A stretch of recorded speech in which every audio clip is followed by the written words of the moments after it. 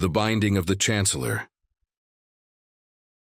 The gilded halls of Brynmor's grand palace glistened with the light of 1,000 torches, yet no warmth reached its cold stone walls.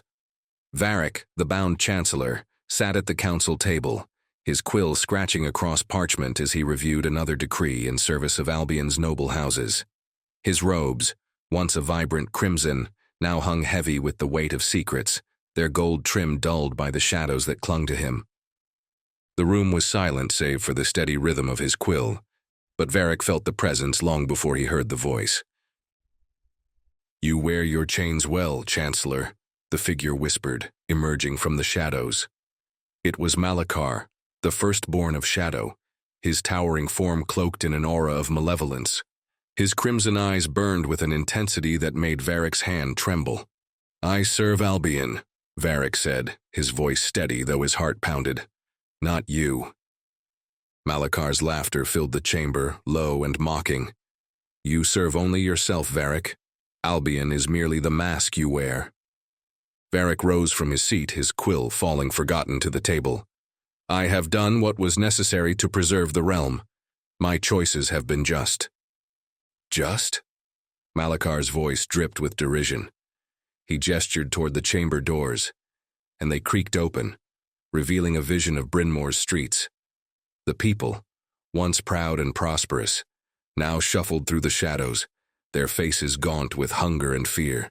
Soldiers patrolled with swords drawn, their armor marked with the sigil of the dragonkin. "This is the justice you claim?" Malakar hissed. "Your decrees have turned Brynmor into a prison, its people into slaves, and yet you call yourself their savior." Varrick's hands clenched into fists. "You twisted my hand. It was your whispers that poisoned the council, your threats that forced me to act. And you accepted them willingly," Malakar said, stepping closer. "Because you craved power, because you feared irrelevance more than you feared me." Varrick's defiance faltered as Malakar's shadow loomed over him. "What do you want from me?" he whispered, his voice laced with desperation. Malakar smiled, a cold, cruel expression. "You are already mine, Chancellor, but you will make it official." From the folds of his cloak, Malakar drew a fragment of obsidian, its surface etched with glowing red runes. The shard pulsed faintly, as if alive. "Take it," he commanded, holding it out to Varrick. "Accept its power and Brynmor will rise again. Reject it and your people will burn." Varrick stared at the shard, its malevolent energy seeping into the air around it. He knew its power came at a price, but the weight of Brynmor's fate pressed heavily on his shoulders. His hand trembled as he reached out. "I have no choice," he whispered. "There is always a choice," Malakar replied, his voice a taunt. The moment Varrick's fingers brushed the shard, pain lanced through his body. The runes flared to life, burning into his skin as chains of shadow wrapped around him. He fell to his knees, gasping as the shard's power coursed through him. Malakar loomed over him, his laughter echoing through the chamber. "You are bound to me now, Chancellor. Serve me well, and I may yet grant you a measure of freedom."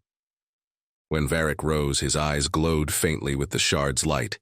His mind was sharper, his strength greater, but he felt the weight of the chains that now bound his soul.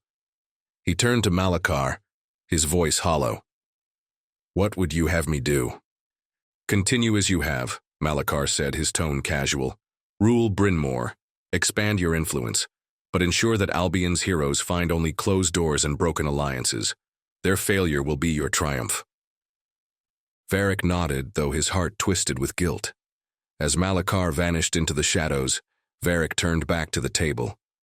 The decrees before him seemed heavier now, their words tainted by the darkness he had invited into his life. In the weeks that followed, Brynmor's people saw a change in their chancellor. His decisions became bolder, his decrees more ruthless. The dragonkin's influence grew, their banners rising above the city's walls. But deep within Varrick's heart, a spark of defiance remained. He knew that his chains were not unbreakable. He began to write secret letters, encoded messages to Albion's resistance, using his position to subtly aid their cause while maintaining the facade of loyalty to Malakar.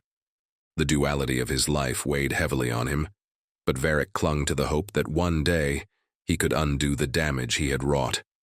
He had made his choice, but the story of his redemption had yet to be written.